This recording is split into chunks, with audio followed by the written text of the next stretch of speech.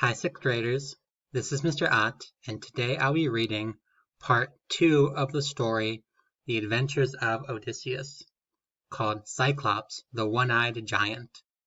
I hope you guys enjoy it. After many months, Odysseus and his men reached an island where they landed to find food and water. There were no people, but at the top of the cliff they could see a huge cave. "We'd better explore," said Odysseus. He picked up a skin full of wine and led his men across the island. As they found no one, they decided to climb the cliff to the cave. Odysseus stopped at the entrance, peered in, and shouted, "Anyone there?" There was no reply. He stepped in and looked around.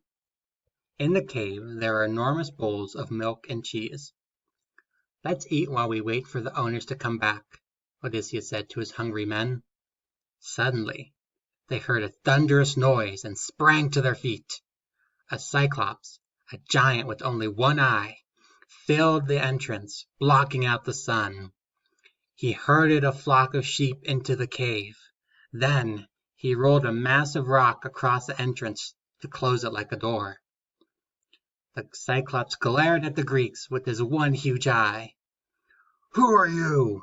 And what are you doing in my cave?" he roared.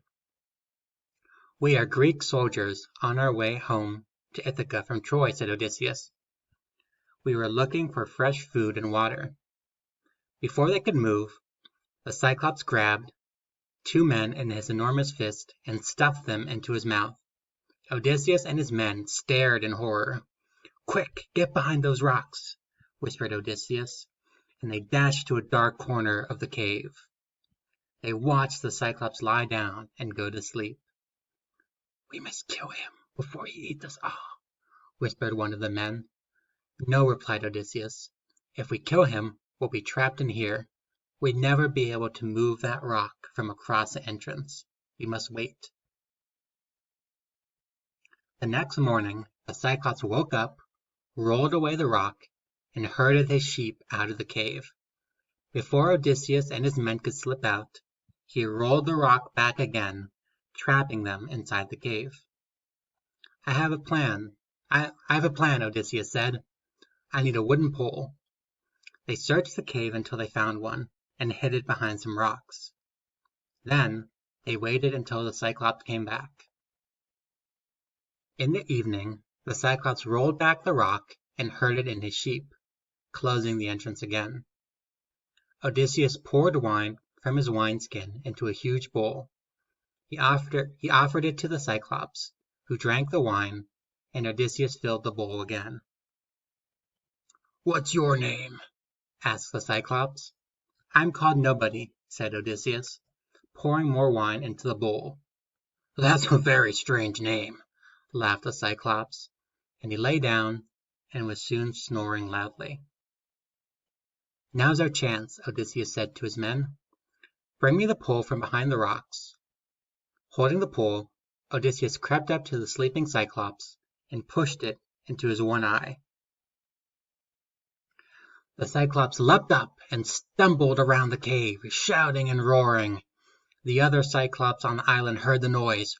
"What's the matter?" they called. "Nobody has hurt me. Nobody has blinded me," cried the Cyclops.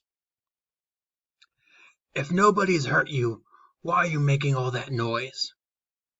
they asked, and they went back to their caves, muttering, "He's gone crazy."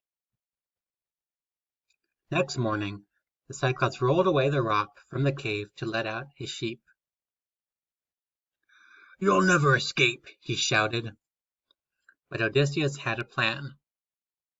He tied the sheep together in threes. "Lie down and hold on to a middle sheep," he ordered his men.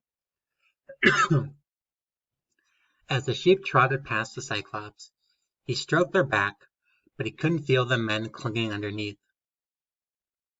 When they were all outside the cave, Odysseus shouted, "Run for the ship!" They raced down to the shore and rowed their ship away as fast as they could. The Cyclops heard them go and roared with rage. He hurled huge rocks at the ships. but as he couldn't see it, they all missed. Odysseus' men thought they were safe. The Cyclops was the son of Poseidon, the god of the sea. He begged his father to take revenge on the Greeks who had blinded him. Poseidon promised he would punish them. Alright, sixth graders, I think I'm going to stop there for today. I hope you guys enjoyed listening to part 2 of the story, and I will see you in social studies class soon. Goodbye.